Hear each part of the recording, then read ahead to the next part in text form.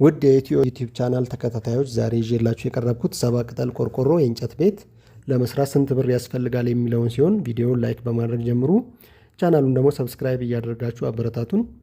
እንግዲህ ውድ ተመልካቾቼ ይሄንን ሂሳብ ለማውጣት 7 ቦታ ከፋፍለን የምናይ ሲሆን አንደኛ ቤቱን እንጨቱን አቁሞ ጣሪያውን ለመምታት ስንት ብር ያስፈልጋል፣ ሁለተኛ የውስጡን ገረጋንቲ ለመጠቅጠቅ ስንት ብር ያስፈልጋል፣ ሶስተኛ ውሃ ልኩን ዙሪያውን ለማሰር ስንት ብር ያስፈልጋል፣ አራተኛ ሊሾ ለማድረግ ስንት ብር ያስፈልጋል፣ አምስተኛ በርና መስኮቱ ስንት ብር ይፈጃል፣ ስድስተኛ የውጭና የውስጥ ምርጊት በስንት ብር ያልቃል፣ ሰባተኛ ግርፍ ለማሰራት ስንት ብር ያስፈልጋል የሚለውን በቅደም ተከተል የእያንዳንዱን የዋጋ ዝርዝር የማወጣላችሁ ይሆናል።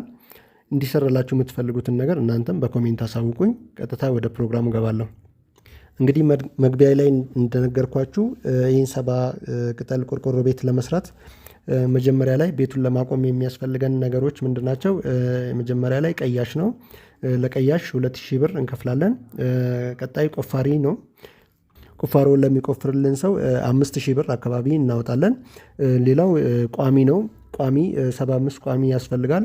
እንግዲህ አንዱ ቋሚ 350 ብር ነው እየተሸጠ የሚገኘው ወሎ አካባቢ። ይሄ ቤት የተሰራው ወሎ አካባቢ ነው።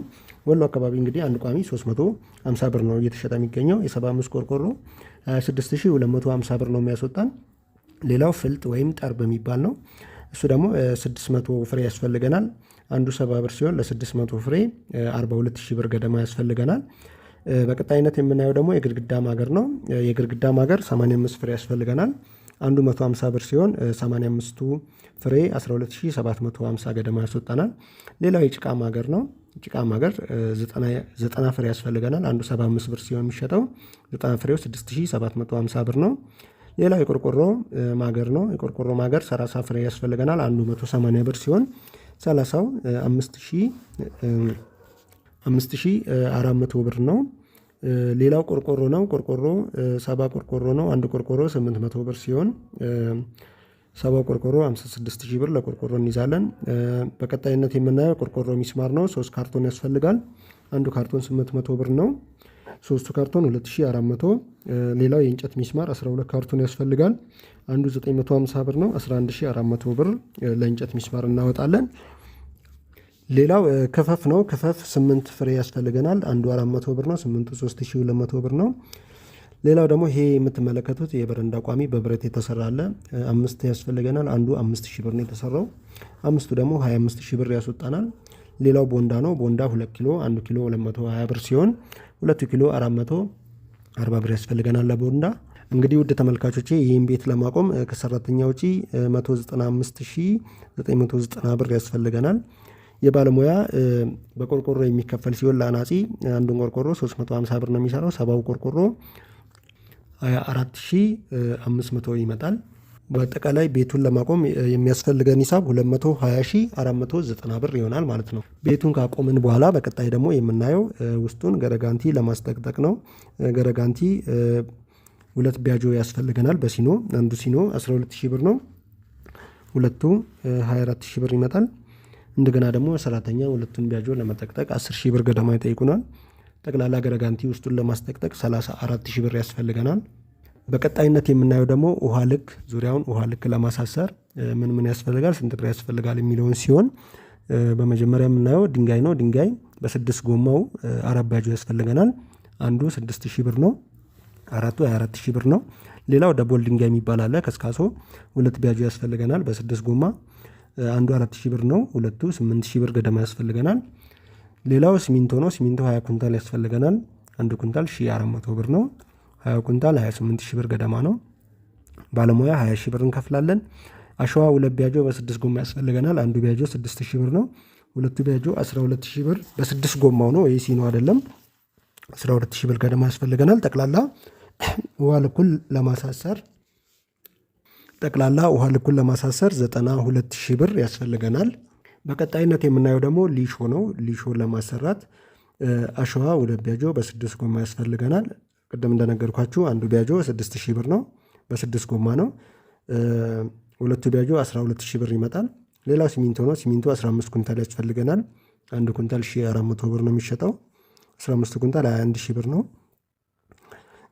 ኤክስካሶ ድንጋይ 2 ቢያጆ ያስፈልገናል። በ6 ጎማ ገልባጭ አንዱ 4000 ብር ሲሆን ሁለቱ ቢያጆ 8000 ብር ያስፈልገናል። ሌላው ባለሙያ ነው። ይህን ሙሉ ሊሾ ለመስራት ባለሙያ 17000 ብር ገደማ ያስፈልገናል። 17000 ብር ነው የሚጠይቀን። ጠቅላላ ይህን ቤት ሊሾ ለማስደረግ 58000 ብር ይጠበቅብናል ማለት ነው። በቀጣይነት የምናየው ደግሞ በርና መስኮት ነው። በር 3 ፍሬ ያስፈልገናል። አንዱ 18000 ብር ነው የተሰራው። ሶስቱ 54000 ብር ነው። ሌላው መስኮት ነው። መስኮትም እንደዛው 3 መስኮት ነው ያለው። አንዱ 8000 ብር ነው የተሰራው። ሶስቱ 24000 ብር ትይዛላችሁ። ሌላው መቃን ነው። መቃን 12 ፍሬ ያስፈልጋል ለሶስቱ በርና ለሶስቱ መስኮት። አንዱ መቃን 1100 ብር ሲሆን 12ቱ መቃን 13200 ብር ነው። ሌላው ይህን መቃንና መቃኑን ገጥሞ በሩን የሚገጥምልን ባለሙያ ነው የሚያስፈልገን። የባለሙያ ጠቅላላ ዋጋ 3000 ብር ነው። ጠቅላላ በርና መስኮት በሩን አሰርቶ መስኮቱንም አሰርቶ ገጥሞ 93300 ብር ያስፈልገናል ማለት ነው። በቀጣይነት የምናየው ደግሞ የውስጥና የውጭ ምርጊት ሲሆን እንግዲህ ለምርጊት ዋናው የሚያስፈልገን ነገር አፈር ነው። አፈር በ10 ጎማ ሲኖ 2 ተኩል ቢያጆ ያስፈልገናል። አንዱ ቢያጆ 7000 ብር ነው። 2 ተኩሉ 17500 ብር ነው። ጭድ የ25000 ብር ጭድ ነው የሚያስፈልገን። ባለሙያ ከውስጥም ከውጭም መርጎ ለማስረከብ 40000 ብር ነው የሚጠይቀን። ጠቅላላ ምርጊቱን ለመጨረስ 82500 ብር ያስፈልገናል። በቀጣይነት ደግሞ የምናየው አሸዋ 2 ቢያጆ ያስፈልገናል በ6 ጎማ። አንዱ ቢያጆ 7000 ብር ሲሆን ሁለቱ ቢያጆ 14000 ብር ነው። እንግዲህ እዚህ ጋር እንዳትሸወዱ፣ በሲኖ ሲሆን ይወደዳል። ባለ 6 ጎማውን ነው እየነገርኳችሁ ያለው 7000 ብር ነው የተሸጠ ያለው በኤኒትሬ ማለት ነው። ሌላው ሲሚንቶ ነው። ሲሚንቶ 30 ኩንታል ያስፈልጋል። አንዱ 1400 ነው። 42000 ብር ያስፈልገናል ለሲሚንቶ። ሌላው ዙሪያውን የሚታሰር ሽቦ አለ። ሽቦ 5 ጥቅል ያስፈልገናል። እሱም አንዱ 1400 ብር ነው የተሸጠ ያለው። 5ቱ ጥቅል 7000 ብር ነው። ሌላው ሚስማር ነው። ሚስማር 14 ካርቶን ያስፈልገናል። አንዱ ካርቶን 950 ብር ሲሆን 14ቱ 13300 ብር ይመጣል። ሌላው ባለሙያ ነው። ባለሙያ እንግዲህ ሙሉውን ግርፍ ሰርቶ ለማስረከብ 30000 ብር ነው የሚጠይቀን። በረራ ግርፉንም ሽምብራ ግርፉንም ለመጨረስ አጠቃላይ እንግዲህ ይህንን የግርፍ ወጪ ስንደምረው 106300 ብር ያስፈልገናል ማለት ነው ግርፉን ለመጨረስ። እንግዲህ ይህን ስራ በምንሰራበት ወቅት ብዙ የማይታወቁ ወጪዎች ያጋጥሙናል።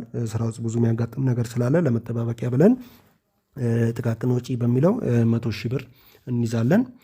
እንግዲህ አሁን እስካሁን ያለውን ስራዎች ጠቅለል አድርገን የምንደምርበት ሰዓት ላይ ደርሰናል። ጠቅላላ ዋጋውን እንግዲህ ስደምርላችሁ ቤቱን ለማቆም 221190 ብር ያስፈልገናል። ገረጋንቲ ለማስጠቅጠቅ 34000 ብር ነው የሚያስፈልገን። ዋልክ ለማሳሰር 92000 ብር ያስፈልገናል። ሊሾን ለመስራት 58000 ብር ያስፈልገናል። በርና መስኮት ለመግጠም 93300 ብር ያስፈልገናል። የውጭና የውስጥ ምርጊት 82500 ብር ይፈጅብናል። ግርፉን ሰርቶ ለመጨረስ 106300 ብር ያስፈልገናል። ለጥቃቅን ወጪ ደግሞ 100,000 ብር ብለን የያዝነው አለ። እንግዲህ ይህንን ቤት አቁሞ ሊሾውን ሰርቶ የውጭ ሽምብራ ግርፉን ጨርሶ ለማጠናቀቅ 787290 ብር ያስፈልገናል ማለት ነው። እንግዲህ ውድ ተመልካቾቼ በቀጣይ ቪዲዮ ባለ 80 ቅጠል ቆርቆሮ፣ 90 ቅጠል ቆርቆሮ፣ 100 ቅጠል ቆርቆሮ፣ 120 ቅጠል ቆርቆሮ እያልኩኝ ስንት ብር እንደሚያስፈልገው በዝርዝር የማስቀምጥላችሁ ይሆናል። እንዲሁም ደግሞ ከብሎኬት ቤት ጋር ያለውን ልዩነት በዝርዝር የማስቀምጥላችሁ ይሆናል። እናንተም እንዲሰራላችሁ የምትፈልጉትን በኮሜንት አሳውቁኝ። ከዛ ውስጥ ፊልተር እያደረኩኝ የምሰራላችሁ ይሆናል ማለት ነው። ቪዲዮውን ለወዳጅ ዘመዶ ሼር ያድርጉ። እንዲሁም ዩቲዩብ ቻናሉን ሰብስክራይብ እያደረጋችሁ አበረታቱን። በቀጣይ ጥሩ ነገር ይዘንላችሁ እንቀርባለን። መልካም ጊዜ